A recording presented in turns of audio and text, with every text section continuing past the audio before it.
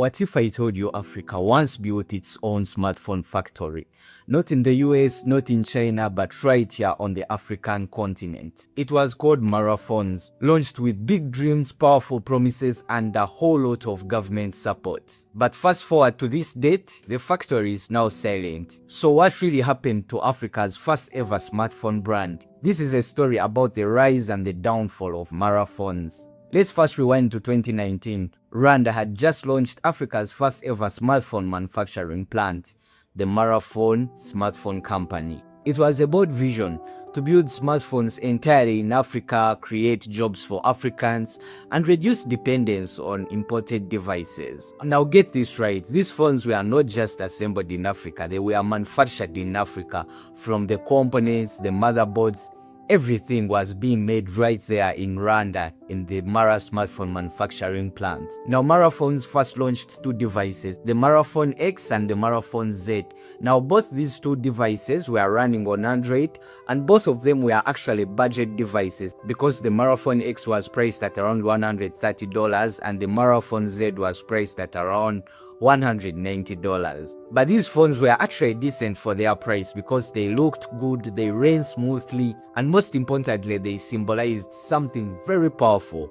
That is Africa's capability. Now the media called this a historic step for African manufacturing, and governments across the continent praised it, and everyone was proud, you know.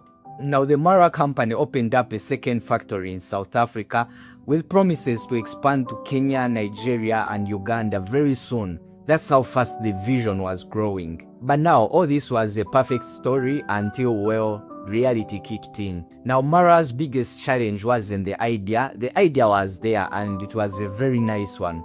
But their biggest challenge was the economics.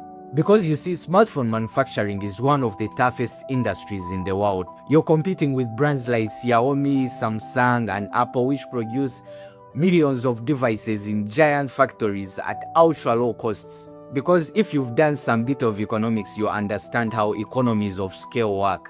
The more units you're producing, the less cost you incur per unit that you're actually producing. But now you see, for Mara, it wasn't actually producing millions of devices. It was just producing hundreds of devices. This meant higher costs, higher prices, and fewer devices actually being sold. And the final nail in the coffin was the COVID-19 pandemic. There was a lot of chip shortages and a lot of logistics problems. And very soon, Mara was drowning in debt. Now fast forward to 2022, both factories in Rwanda and South Africa were being auctioned off because the company was drowning in debt and they needed to clear off the debt somehow. And just like that, a $50 million dream gone silent. But now here is the thing.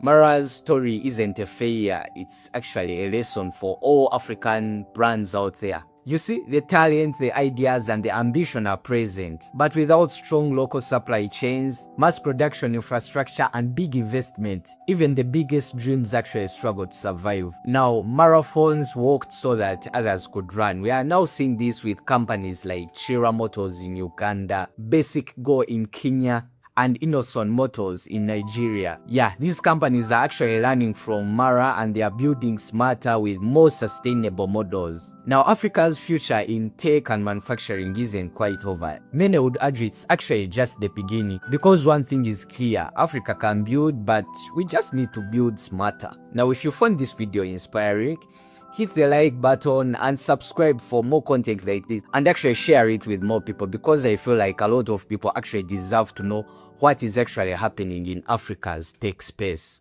Oh, and in case you haven't yet, check out my video on Chira Motors, Uganda's EV manufacturing industry that is actually making history in East Africa. This is Victor Mush, and I'll see you in the next one.